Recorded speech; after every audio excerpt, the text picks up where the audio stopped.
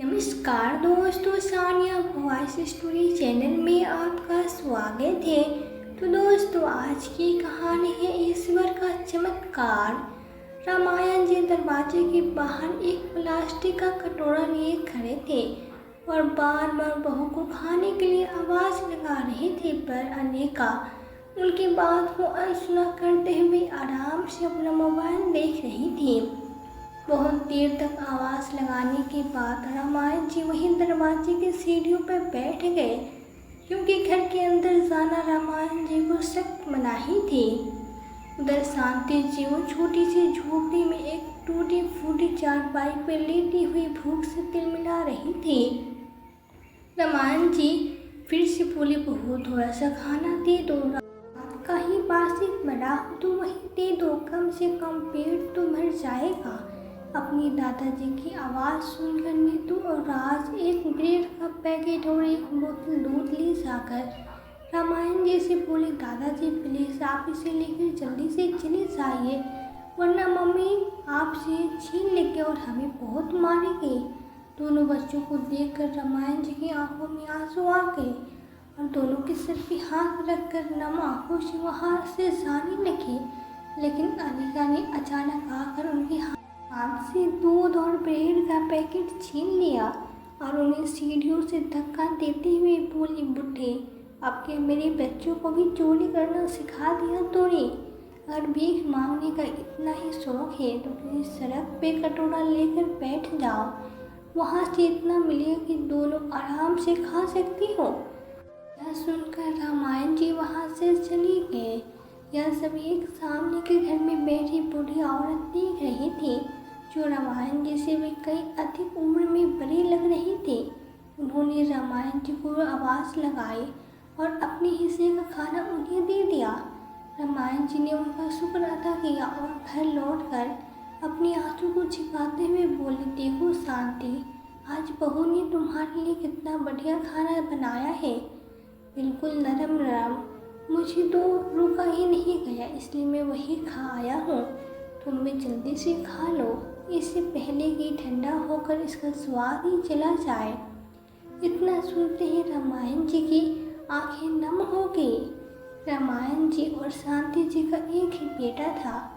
बेटे को बड़े लाड़ प्यार से पढ़ा लिखा कर इस काबिल बनाया कि वो बुढ़ापे में अपने माता पिता को अपने बुढ़ापे की लाठी बनकर उनको हर सुख दे सके। बेटा भी माता पिता को हर वक्त पलकों पे रखता था, लेकिन जिस दिन से बहू ने घर में कदम रखा, मानो घर की तो रौनक ही खत्म हो गई थी। रोज रोज के अपमान से रामायण जी ने घर के पास एक छोटा सा क्वार्टर ले लिया।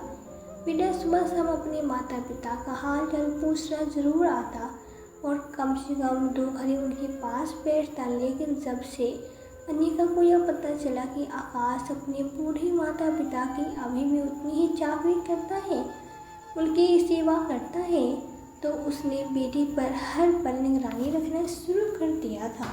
इसलिए शांति जी ने बेटी को परेशान देकर खुद ही उनसे मिलने से मना कर दिया। बेटी की दूरी बर्दाश्त नहीं हुई और देखा तो शांति जी की सारी दवाइयाँ खत्म हो चुकी थी। वो फिर से एक बार अपने अपमान के आंसुओं का घूंट पीकर बेटे के दरवाजे पे पहुँचे। बहू, ओ बहू, क्या मैं अंदर आ जाऊँ? क्या मानव ने नाश्ता कर लिया? अगर नाश्ता कर लिया हो तो बाहर भेजना, मुझे उससे कुछ ज़रूरी बात करनी है। गली के बगल में छोटे से क्वार्टर से निकलकर रामायण जी अपनी बहू अनिका को फिर से आवाज़ देकर कहती हैं। अनिका अपने सारू के पल्लू को कमर में कसते हुए बोली, क्या है बाबूजी, आपने चैन से 2 रोटी भी नहीं खाने देती हैं। आप जानते हैं सुबह में कितनी जल्दी मची रहती है इन्हें, दफ्तर भी जाना है, बच्चों को मुझे स्कूल भी भेजना होता है, इसी बीच में आपको भी अपनी सारी बातें करनी होती हैं। आप सुधरेंगे नहीं, बताइए अब क्या कहना है? रामायण जी बोली, बहू मुझे ऋतिक से कुछ कहना है। हाँ, अगर तुम कर सकती हो तो तुम ही कर दो, तुम्हारी बड़ी कृपा हो कि वो शांति जी की दवाइयाँ ख़त्म हो गई है और अब हमारे कमरे का पंखा भी ख़राब हो गया है। यहाँ तक कि वो पुराना मटका जिसमें पानी रखती थी वो भी फूट गया है। अगर तुम ला सकती हो तो ला दो, वरना ऋतिक से कहने देना, वो सब कर देगा। क्यों नहीं, यहाँ घर के पीछे हमने पैसों का पेड़ छो लगाया है, जिसे हिलाएंगे तो पैसे मिल जाएंगे। आप बहुत चालू जानते हैं कि ऋतिक जल्दीबाजी में कुछ भी कहा तो बेटा जल्दीबाजी भी बात मान लेगा। और मैं क्यों लाऊं आपके या मम्मी जी की दवाइयाँ और बाकी के सामान। पता है ना आज कितनी तारीख है, महीना ख़त्म हो गई और आप अभी तक बैंक से पैसे निकाल कर नहीं लाए हैं। कितनी बार बोली होगी अपने अकाउंट के साथ मेरा अकाउंट जोड़ दीजिए, कम से कम बैंक तो आपको नहीं जाना पड़ेगा। और नहीं, आपको तो हम पर भरोसा ही नहीं है, तो जाइए पहले बैंक से पैसे निकाल कर लाइए, या पकड़ या किताब बैंक फिर दवाई की बात कीजिएगा। और क्या सोच रखा है आपने, दुकानदार आपका जमाई बैठा है जो मुफ्त में इनकी दवाई दे देगा। तुम ही बताओ मैं कैसे निकालूं, और हमें इस घर के पास भी नहीं रहने दोगे। तभी ऋतिक बाहर निकल कर आया और बोला, क्या बात है, किस पे इतना चिल्ला रही हो। अनिका बात को बदलती हुई बोली, अरे नहीं, चिल्ला नहीं रही हूँ, भाभी जी से बस बोल रही हूँ कि बाबूजी आप बैंक मत जाइए, आप थक जाएंगे, मुझे ब्लैंक चेक पे साइन करके दे दीजिए, मैं पैसे निकाल लूँगी और उनकी दवाइयाँ भी ला दूँगी। पर कोई बात नहीं, बाबूजी का मन है बैंक जाने का तो चले जाएंगे, इसी बहाने बाहर घूम कर भी आ जाएंगे, और कोई बात नहीं है। चलिए आपको लंच बॉक्स दे देती हूँ, आप यहाँ की चिंता मत कीजिए, मैं सब देख लूँगी। इतना क्या कर रही हो। ऋतिक का हाथ पकड़कर अंदर ले आई। रामायण जो उम्मीद भरी नज़रों से बेटी को बाहर से ही देखते रह गए। हरकत रामायण जी अपना एक पुराना झोला उठाया और बैंक चले गए। बैंक में जब वो फॉर्म ढूंढ रहे थे तो उन्हें कुछ परेशानी हो रही थी। तभी एक सज्जन पुरुष सामने आए और बोले, अंकल जी आपको कुछ मदद चाहिए तो क्या, तो बताइए। रामायण जी बोले, हाँ बेटा, मुझे एक पेन चाहिए था और यह फॉर्म भरना था। बीमारी के कारण मेरे हाथ काँप रहे हैं और फिर मुझे पैसे निकालने के लिए स्लिप भी तो भरनी है। मेरी पत्नी की तबीयत ठीक नहीं है, उसकी दवाइयाँ ख़त्म हो गई है, पैसे नहीं निकलेगा तो बहुत दवाई नहीं लेगी। कोई मेरी मदद कर देता तो भगवान उसका बहुत भला करता। उस सज्जन पुरुष ने कहा, अंकल जी मेरा नाम मनोहर है, मैं यहाँ पास में ही रहता हूँ, अगर आपको कोई एतराज़ ना हो तो मैं आपका फॉर्म भर देता हूँ। रामायण बाबू बोले, हाँ बेटा, नेकी और पूछ ईश्वर तुम्हारा भला करेगा। इतना कहकर उन्होंने अपना फॉर्म मनोहर की तरफ बढ़ा दिया। मनोहर ने उससे पूछ कर उनका फॉर्म भरकर उन्हें दे दिया। रामायण जी ने रकम निकाला और मनोहर की ओर बढ़ाते हुए बोले, बेटा मेरी एक और मदद कर दोगे क्या, इन्हें गिन दोगे तुम। मनोहर ने पैसे गिनकर उन्हें वापस किया। दोनों का काम लगभग एक साथ खत्म हुआ। दोनों एक साथ बैंक से बाहर निकले। रामायण जी डंडे की सहायता से धीरे धीरे चल रहे थे तो मनोहर भी अपनी कार धीमी कर लिया। आगे बढ़कर रामायण जी इधर उधर देखे और बोले, बेटा तुमने मेरी बहुत मदद की, बस एक और कष्ट कर दोगे क्या, तुम मेरे लिए रिक्शा रुकवा दोगे। भरी दोपहरी में रिक्शा वाले भी हम बुजुर्गों को देखकर रिक्शा नहीं रोकते हैं। मनोहर एक सज्जन पुरुष था तो बोला, अंकल जी आपने जो कुछ एड्रेस बताया था मैं उधर से ही होकर जाऊंगा, आपको परेशानी न हो तो मैं आपके घर तक आपको छोड़ देता हूँ। रामायण जी मुस्कुराकर बोले, आज तो लगता है भगवान ने तुम्हें मेरे लिए भेजा है, वरना इस गर्मी में। रामायण जी मुस्कुराकर मानव के साथ उसकी गाड़ी में बैठ गए। मनोहर जब उनके घर के पास पहुंचा तो वह सब देखकर हैरान था। वह घर नहीं लगभग बंगला था। अच्छे खासे प्लॉट में वो बंगला बना हुआ था। जैसे मनोहर देख कर रामायण जी को अपनी गाड़ी से उतारा, शांति जी उन दोनों को देख कर परेशान हो गई कि कहीं रामायण जी को कुछ हो तो नहीं गया, क्योंकि वो किसी अपरिचित के साथ आज तक कभी घर नहीं आए थे। मनोहर को हैरानी हुई कि रामायण जी सामने के गेट से बंगले में नहीं गए, बल्कि बगल वाले सर्वेंट क्वार्टर की ओर बढ़ने लगे, जहाँ एक वृद्ध महिला खड़ी चिंता से उन्हें बस निहार रही थी। रामायण जी आगे बढ़कर बोली, अरे शांत हो, तुम चिंता क्यों करती हो? मैं बिल्कुल ठीक हूँ। यह बेचारा भला मानो तुम मुझे घर तक छोड़ने आया है, इसे क्या पानी भी नहीं पिलाओगे? शांति जी बोली, आओ बेटा आओ, बाहर क्यों खड़ी हो? बाहर बहुत गर्मी है, अंदर आ जाओ, थोड़ी पंखा की हवा ले लो, मैं तुम्हें पानी पिलाती हूँ। तभी अनिका को बगल के कमरे से कुछ आवाज़ आई तो वो डांटते हुए अपने कमरे से निकल कर वहाँ आई और बोली, यह कौन है? अरे आप हमारे घर में ऐसे कैसे घुस आए? बाबूजी किसी को भी घर में आने दे देते हैं, पता चला कोई चोर डकैत हुआ तो? रामायण जी मुश्किल से खड़े हुए और बोले, बहू क्या कह रही हो? यह तो भगवान का भेजा हुआ एक दूत है और तुम इसे चोर डाकू कह रही हो? इस बेचारे ने मेरी बैंक में कितनी मदद की पता है? मेरा फॉर्म भरा, मेरे पैसे गिन कर दिए और तुम इसे कह रही हो? अनिका बोली, क्या इसमें फॉर्म भरा और पैसे भी लिया? अनिका बोली, नहीं, तब तो ज़रूर इतने ज़्यादा पैसे गिन दिए होंगे और पैसे निकाल कर कम पैसे आपको दीजिए, मुझे पैसे में गिनती हूँ। कितने पैसे हैं? कितनी बार बोली हूँ कि मुझे बता दिया करो, पर नहीं। अपनी बहू पे भरोसा नहीं है, किसी अनजान अजनबी और अपरिचित इंसान भी भरोसा कर लेते। क्या खड़े खड़े सुन रही हैं? निकलिए मेरे घर से। जितना मदद करनी थी आपने कर दी, अब हमें और मदद नहीं चाहिए। मनोहर आश्चर्य से रामायण जी को देखने लगा और बोला, अंकल जी मैं चल पास में ही रहता हूँ, मेरे घर का नंबर 376 है। जब कभी आपको मेरी मदद की ज़रूरत हो तो चले आइएगा।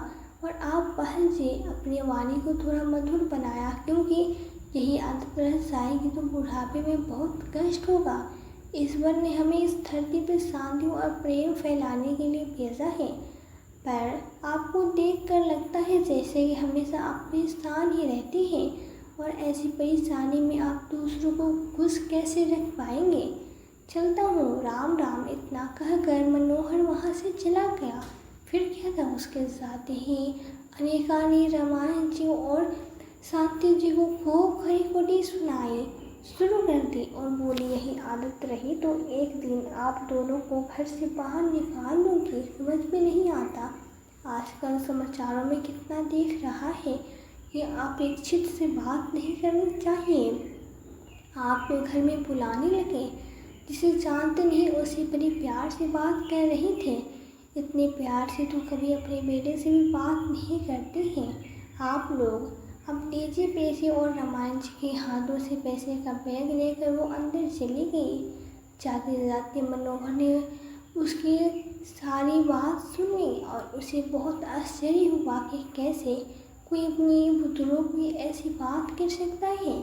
वक्त बीता, ऋतिक का ट्रांसफ़र किसी दूसरे शहर में हो गया। बच्चे 10वीं और 12वीं की कक्षा में थे, जिसकी वजह से अनिका ने इस शहर में रहने का फैसला किया, क्योंकि वहाँ घर था अपना और दूसरे शहर में आसानी पर किराए के साथ दूसरे घर भी पड़ जाते हैं। और इधर रामायण जी के पेंशन के पैसे का हिस्सा भी नहीं रख पाते। 2 महीने नहीं हुए कि अनिका के दिमाग में एक चाल चली और उसने ज़बरदस्ती रामायण जी के अकाउंट के साथ अपना भी अकाउंट जुड़वा लिया और ब्लैक चेक पे रामायण जी के दस्तखत करवा लिए। यह कहकर कि अब आप आराम से घर में रहिए, बाहर का काम मैं कर लूँगी। जैसे रामायण जी ने दस्तक दी, एक रोज़ अनिका ने दोनों से कहा कि बहुत दिनों से आप लोग घर से बाहर कहीं घूमने नहीं निकली है, चलिए आज आपको भगवान के दर्शन करा लाती हूँ। कुछ देर में उसने टैक्सी बुलाई। दोनों को टैक्सी पर क्या कहकर बताया कि हम भगवान के दर्शन के लिए चल रहे हैं। करीब 3-4 घंटे बाद शहर के आखिरी छोर पे जब गाड़ी रुकी तो आसपास कुछ नहीं था। सामने एक आश्रम जैसा बना हुआ था जहाँ कुछ वृद्ध लोग इकट्ठा होकर बैठे थे। तो कुछ लोग भगवान का घर है जहाँ हमें लेकर आई हो। अनिका बोली, यह नया मंदिर बना है, यहाँ दूर दूर से वृद्ध लोग अपने कष्ट सुनाने आते हैं और सबसे बड़ी बात, अपने कष्ट का निवारण भी पाते हैं।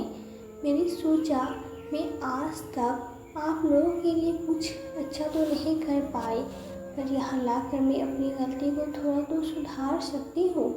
तो आप लोगों को भी यहाँ ले आए। आप लोगों का तो पता नहीं, पर मेरा दुखों का तो आज निवारण जरूर हो जाएगा, इतना मुझे विश्वास है। इतना कहते हुए हंसे। अनिका ने गाड़ी वाले को कुछ पैसे देकर रुकने के लिए कहा और रामायण जी और शांति जी को अंदर लेकर गए। उस समय सब लोग कृष्ण भगवान का ध्यान में लगे हुए थे। अनिका ने कहा, आप सब भी यहाँ बैठ जाइए, तब तक मैं मंदिर में कुछ दान करके आती हूँ। दोनों सबके साथ भजन में लग गए और अनिका उनका सामान मैनेजर को लेकर वहाँ से रफू चप्पल हो गई। थोड़ी देर बाद शांति जी रामायण जी से बोली, सुनो जी, बहू को गए हुए बहुत देर हो गई, क्या दान पेटी में पैसे डालने में इतना देर लगती है।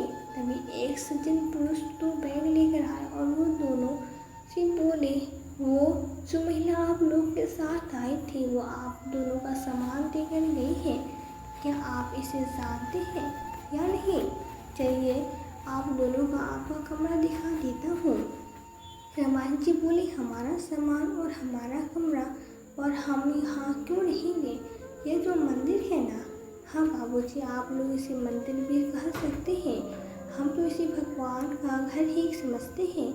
यहाँ आप जैसे माता पिता अपना आशीर्वाद लेने आते हैं, पर यह मंदिर नहीं, वृद्ध आश्रम है। या वृद्ध आश्रम सब सुनकर दोनों के कान खड़े हो गए। रामायण जी को समझते देर नहीं लगी कि उनकी बहू ने उनके साथ छल किया है। वृद्ध आश्रम को भगवान का घर बताकर उन्हें छला है और उन्हें वहाँ छोड़कर चली गई। शांति जी का रो रो कर बुरा हाल हो रहा था। फिर रामायण जी बोले, फिर मिला तुम यह सोचो कि हमारी बहू ने अपने जीवन में बहुत ही बुरे कर्म किए हैं। एक तो अच्छा कर्म किया कि हमें हमारे उसी नरक से घर से निकाल कर यहाँ अपने जैसे दुखियारों के बीच में छूट गई। जब वो हमारी वहाँ सुनती नहीं, हम दोनों को तो रोटी देने में भी कितनी गालियाँ देती थी, तो इससे अच्छा तो हम यहीं रह लेंगे। मैं तो उसे ढेरों आशीर्वाद दूंगा कि कुछ तो हमारे लिए अच्छा किया। चलो अब आंसू पोंछो और भगवान की मर्जी समझकर इसे ही भगवान का घर समझ लो। चलो भाई ले चलो। इतना कहकर वो शांति जी को सहारा दिए और अपने नए मंजिल की ओर चल दिए। समय ऐसे ही बीतने लगा।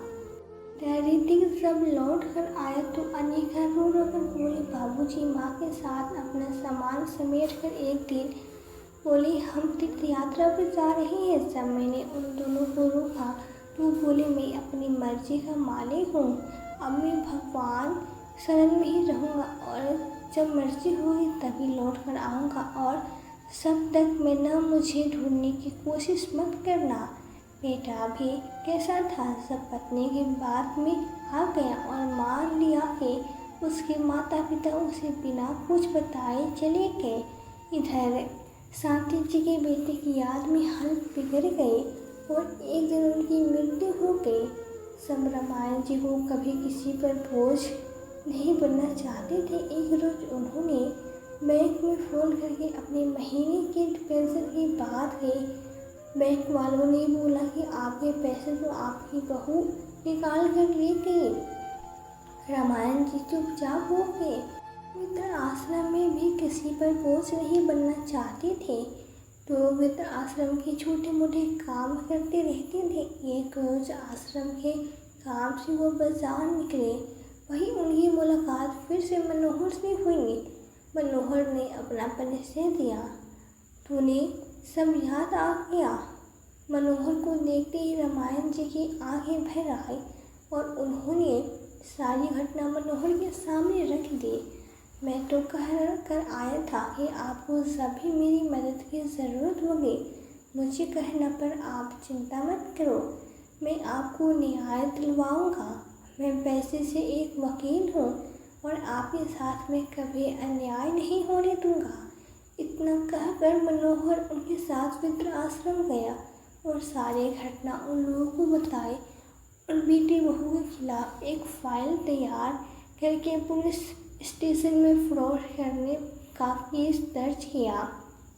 जब रीति को नोटिस मिली तो वह हैरान रह गया और मनोहर से संपर्क किया। मनोहर उसके घर आया और सारी सच्चाई बताई तो ऋतिक ने अनिका को एक जोर का थप्पड़ लगाया और बोला, तुम इतनी गिरी हुई औरत हो। मेरे माँ बाप ने मुझ पर भरोसा किया और तुमने भगवान का घर कहकर वृद्धाश्रम छोड़ आए और यहाँ उनकी पेंशन के पैसे निकालती नहीं। सोचो कल को तुम्हारे दोनों बच्चे जो तुम्हारे साथ ऐसा करे तो तुम्हें कैसा महसूस होगा। मनोहर जी, तुम अनजान होकर मेरे माँ बाप की मदद कर रहे हैं और तुमने उनकी ऐसी हालत कर दी। तुम्हारी वजह से मैं अपनी माँ का अंतिम दर्शन बिना नहीं देख कर पाया। अब तुम मेरे साथ नहीं रह सकती, मैं तुम्हारे साथ कोई संबंध नहीं रखना चाहता। चलिए जाओ मेरे घर से। इतना कहकर ऋतिक भी मनोहर के साथ अपने पिता से मिलने गया। उसने माफ़ी मांगी। रामायण जी ने कहा, बेटा अब मैं उसी घर में नहीं रह सकता क्योंकि आप शांति भी नहीं है तो मैं किसका मुंह देख कर जीऊँगा। पर हाँ, मुझे मेरा अधिकार चाहिए क्योंकि मैं यहाँ वृद्ध आश्रम में भी किसी पर बोझ नहीं बनना चाहता हूँ।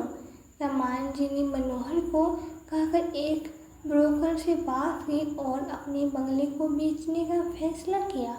देखा तो जब इस बात का पता चला तो उसके पैरों तले ज़मीन खिसक गई और वो बोली, बाबूजी, मेरे करने की सज़ा मेरे पति और मेरे बच्चों को मत दीजिए, हमें माफ़ कर दीजिए। रामायण जी बोले, बहू, मैं तुम्हें माफ़ करने वाला कौन होता हूँ।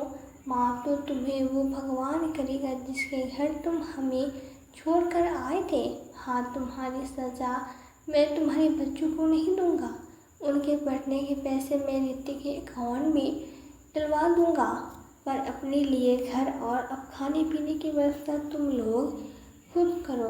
हो सके तो अपने लिए घर खरीद दो। इस घर को बेचकर मैं अपने जैसे सताए गए पिता की मदद करना चाहता हूँ।